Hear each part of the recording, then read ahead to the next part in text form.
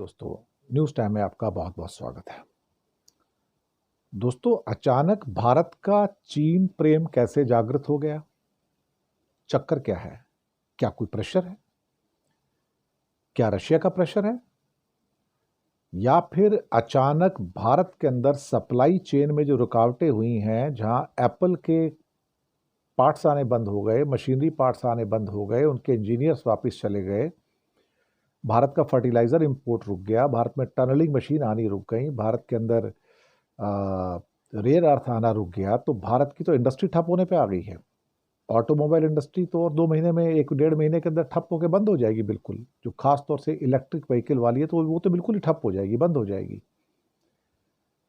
और ऊपर से ये जो मीटिंग हुई अभी यहाँ पर, जहाँ आरआईसी को दोबारा से एक्टिवेट करने की बात हो रही है, जहाँ पर आज इंडिया का भी स्टेटमेंट आया कि हाँ, आरआईसी के प्रति हम भी सीरियस हैं।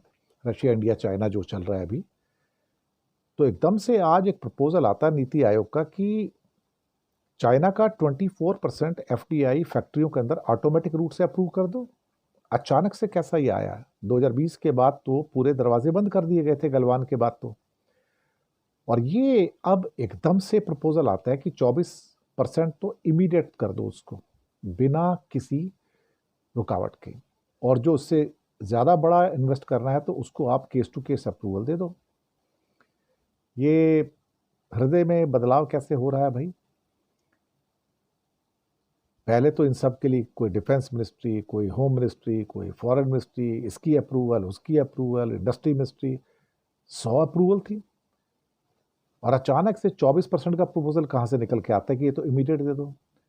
एक तो बात ये है कि इंडिया में एफडीआई बहुत कम हो गई। एफडीआई बाहर ज़रा जा रही है, इंडिया में आ नहीं रही है।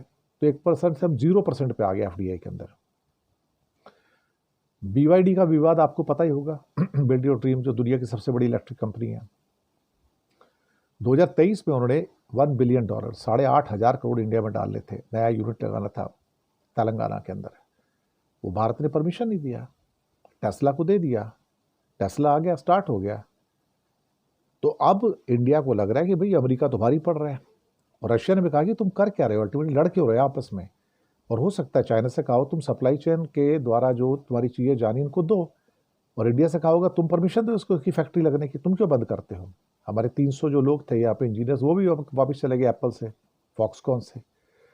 तो भारत और चीन के बीच में तलखियां हैं, शायद उसको कम करने का अब जरूरत आ गई है। और कहीं ना कहीं इस बात की जरूरत महसूस की जा रही है कि अगर नहीं हुआ तो हमारे यहाँ कोई क्रिटिकल टेक्नोलॉजी नहीं आएगी और हमारा पूरा मैन्युफैक्चरिंग कोलैप्स होना शुरू हो जाएगा एकदम से। और 6 महीने के अंदर कोलैप्स हो जाएगा। तब आप क्या करोगे? उसमें आपके मेडिकल इक्विपमेंट्स हैं, आपकी विंड मशीन्स हैं, इसकी सोलर सिस्टम्स हैं, उसके अंदर आपके मिसाइल सिस्टम्स हैं, आपके रॉकेट्स हैं, आपके सैटेलाइट्स हैं, साथ में आपके घर के जो इलेक्ट्रॉनिक और इलेक्ट्रिकल इक्विपमेंट्स हैं, आपकी ऑटोमोबाइल सेक्टर्स हैं, ये सारे के सारे रुक रहे हैं। और इसका नुकसान बहुत भारी है, रोबोटिक्स अलग से। तो भारत को महसूस हुआ कि हम रेयर अर्थ को रोक के और बाकी टेक्नोलॉजी को रोक के हम ऐसे आगे नहीं बढ़ सकते। और हमारे पास टेक्नोलॉजी है नहीं, हमारी ये प्रॉब्लम है। We are technology starving country, हमारे पास कोई टेक्नोलॉजी नहीं है, हम कुछ भी पैदा नहीं करते हैं, मशीन के नाम पे हमारे कुछ पैदा नहीं होता। तो अब लगता है कि भाई ये क्या किया जाए अल्टीमेटली। शायद अब इस बात का रियलाइजेशन हुआ है कि चाइना का पाइपलाइन ओपन करना पड़ेगा। और चाइना का पाइपलाइन अब ओपन होने जा रहा है। और शायद रशिया भी कह रहा है कि भाई ये ओपन करो, अदरवाइज अमेरिका तेरे को खा जाएगा, ख़त्म कर जाएगा।